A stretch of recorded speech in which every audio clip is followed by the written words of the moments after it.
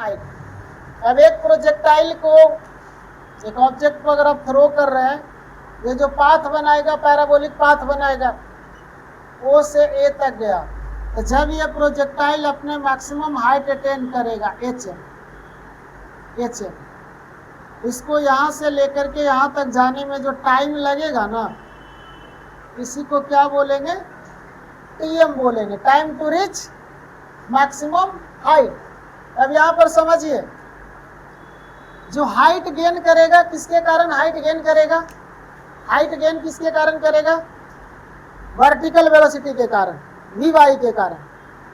और horizontal distance किसके कारण गेन करेगा, ये रेंज हो गया, रेंज। हॉरिजॉन्टल डिस्टेंस किसके कारण गेन करेगा, हॉरिजॉन्टल वेलोसिटी के कारण। और हाइट गेन किसके कारण करेगा, वर्टिकल वेलोसिटी के कारण।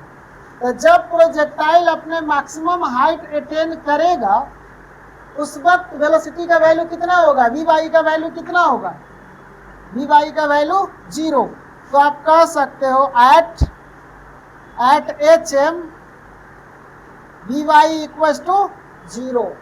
अब आप लगा दो kinematic third equation of motion, तो थर्ड इक्वेशन ऑफ मोशन में क्या हो जाएगा, ये वी वाई का वैल्यू 0, तो v equal to U plus A T, V equal to U plus A T. अब यहाँ से हम लोग इसको लिख सकते हैं V Y equal to U Y plus A Y into T, लिख सकते हैं। अब देखिए, जब ये V Y equal to U Y plus A Y into T, when projectile reach at maximum height, value of Vy will be 0, Vy 0 and Uy equals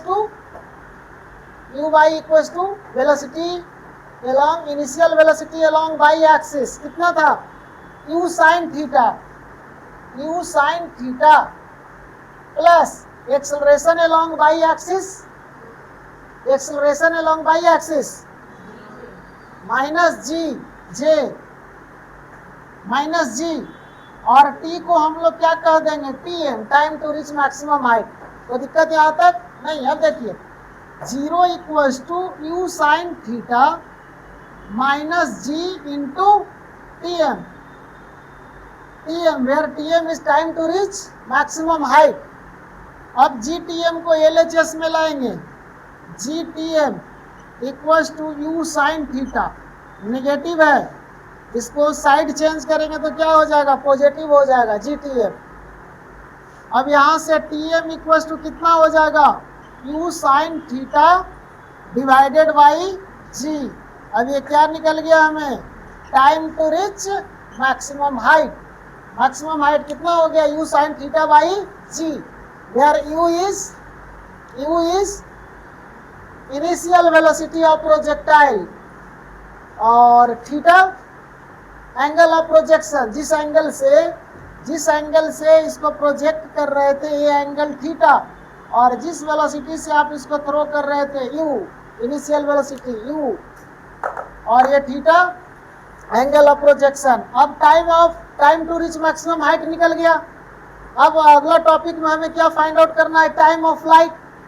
तो time of flight के लिए क्या करना है, टाइम ऑफ फ्लाइट के लिए T F equal to projectile को जितना टाइम ग्राउंड लेवल से मैक्सिमम हाइट तक जाने में लगेगा, उतना ही टाइम मैक्सिमम हाइट से अगेन ग्राउंड लेवल तक आने में लगेगा। इस केस में हम लोग टी एफ इक्वल टू कह सकते हैं 2tm, दुगना हो गया टाइम। अब 2 और टीएम का वैल्यू आप कितना निकाल लिए हैं, यू साइन थीटा और डिवाइडेड बाई जी। इस केस में टाइम ऑफ फ्लाइट आपका निकल गया 2u sine theta divided by G. अब इसको क्या करना है, रट जाना है, समझ करके क्या करना है, रट जाना है।